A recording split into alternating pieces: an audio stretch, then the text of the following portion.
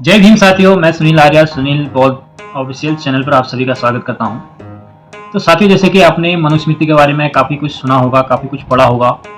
जैसे कि मैंने भी कई सारी पुरानी इतिहास की पन्नों को पलटा और पढ़ा, तो मुझे जो जानकारी मिली वो मैं आप लोगों के साथ शेयर करना चाहता हूँ। तो फ्रेंड, जब मनुस्मृति को लागू किया गया था स्टार्टिंग के 100 साल तक, तो उसमें जो है जाति व्यवस्था नहीं थी। बाद में जो है ब्राह्मणों ने उसमें जाति व्यवस्था को लागू कर दिया गया था। पहले जो है उसमें वर्ण व्यवस्था थी, जिसमें जो व्यक्ति जो है अशिक्षित रहता था या जिसको जानकारी नहीं होती थी, जिसको नॉलेज नहीं होता था, उसको शूद्र बोला जाता था। और जो पढ़ लिख जाता था, गुरुकुल में जाता था, जिसको शिक्षित हो जाता था जो व्यक्ति, उसको जो है श्रेष्ठ यानी ब्राह्मण माना जाता था। लेकिन बाद में ब्राह्मणों ने इसमें फेर बदल करके इसमें कम से कम मनुस्मृति को लागू होने के 100 साल बाद मनुस्मृति को 80% जो है इसमें बदल दिया था। उससे पहले जो है काफ़ी कुछ इसमें अलग था, उसके बाद जो है काफ़ी कुछ बदल दिया गया था। जब हमारा देश गुलाम था तो उस टाइम भी जब संविधान नहीं बना था, तब जो है हमारा देश आज़ाद होने ही वाला था। तो उस टाइम जो है किस ग्रंथ से कैसे जो है हम अपने देश को चलाएंगे, तो उस पर चर्चा होने लगी। तो जब कई ब्राह्मण लोग थे जिन लोगों के हाथ में सत्ता थी उस समय, जो लोग जो है अंग्रेजों के गुलाम थे, उनकी चमचागिरी करते थे, उन्होंने जो है मनुस्मृति का प्रस्ताव जो है आगे रखा। तो उस समय पूरा जो है देश का कार्यभार जो भी है सब गांधी जी के ऊपर था। बहुत लोग जो है गांधी जी को बहुत ही ज़्यादा सर्वश्रेष्ठ मानते थे, उनका आदर करते थे, उनका सम्मान करते थे।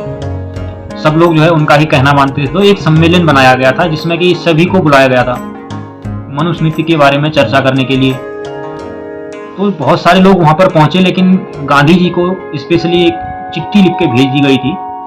वो जो है फिर भी नहीं आए। उन्होंने पर एक चिट्ठी लिखी जिसमें उन्होंने साफ साफ ये कह दिया कि जो ग्रंथ जो है जातिवाद फैलाता हो, जाति के आधार पर बंटवारा करता हो, जाति के आधार पर छुआछूत करता हो, ऐसे ग्रंथ को मैं न मानता हूं और ना ही मैं कभी मानूंगा।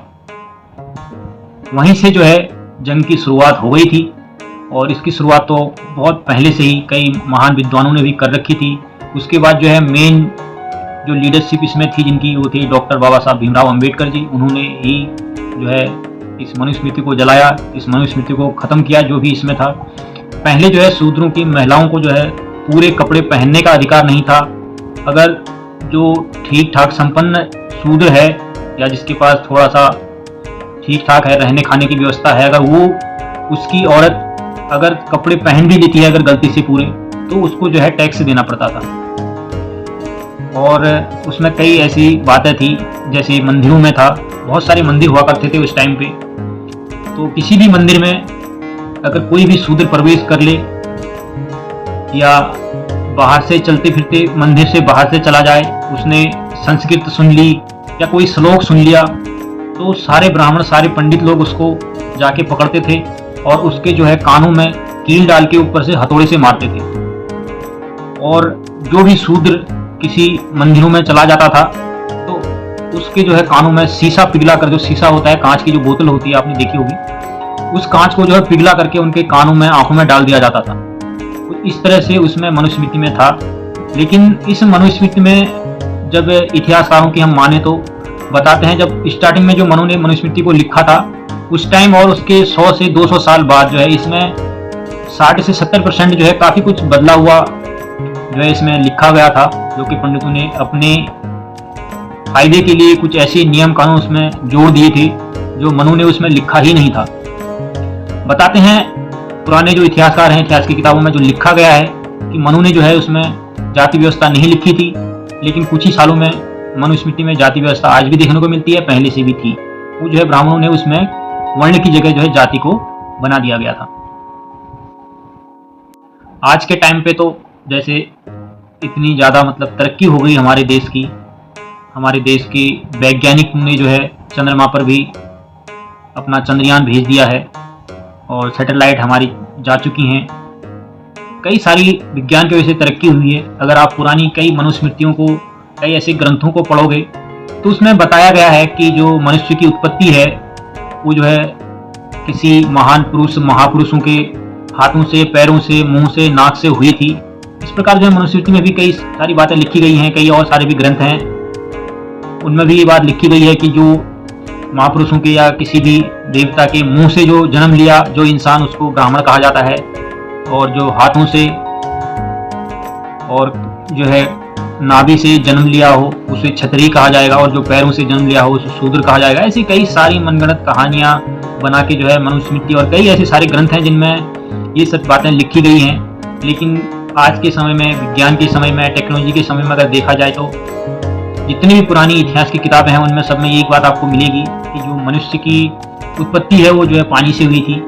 आज भी आप लोग देख सकते हैं जो स्टार्टिंग में जो है मनुष्य थे वो जो है बंदर की शक्ल के हुआ करते थे, धीरे धीरे विकसित हुए और जो है लास्ट में मनुष्य की शक्ल में वो कई 100 सालों बाद वो मनुष्य की शक्ल में आने लगे। तो आखिर वो ऐसा कैसे हुआ?